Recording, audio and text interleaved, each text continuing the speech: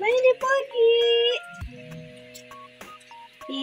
Ang pogi!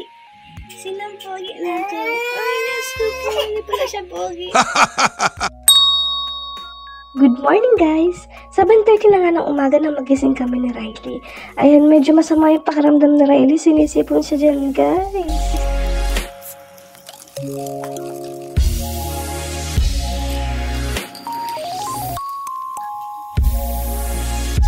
Nagluto nga lang pala ako ng itlog at saka dilis. Tapos may sausawan na suka, tapos maraming sili. Sarap. Mas gusto nga pala ni Mr. yung dilis kaysa sa tuyo, guys. Masarap yan, may ka-partner na kape. Ayan, kain tayo, guys.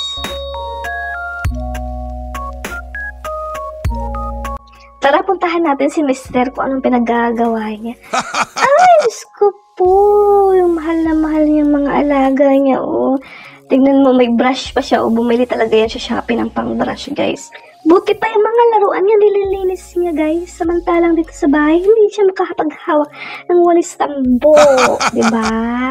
Charot. Okay lang naman yan, guys. Masipag naman yan si Mr. sa kanyang trabaho. Ayan na yung isang bulingkit, oh. Buntot ko talaga sa buhay ko yan, guys. Ayan, nilinisan din yan ni Paolo, guys, yung mga kalat dyan. Yan. Fast forward, 11:30 na nga ng umaga. Ayan, oras na para kumain ng lunch. Bala, ayan, pagkatapos kumain ni Riley ng lunch, nakatulog na rin siya, guys. Ayan, ang sarap-sarap ng tulog niya, oh. 5:30 na nga ng hapon, guys. Kauuwi ko lang ng bahay kasi galing ako ng kapilya. Tapos may madadatnan akong ganyan. Very good ka talaga, daddy.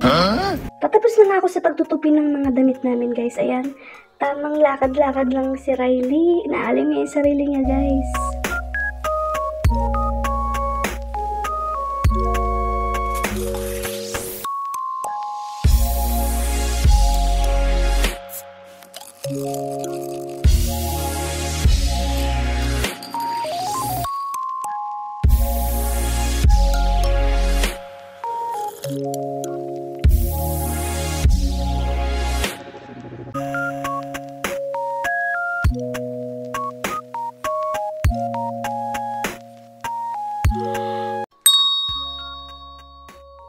Maaga nga po ako nagluto, guys. Ayan, nagdaan niya ako ng bango sa pinarito ko.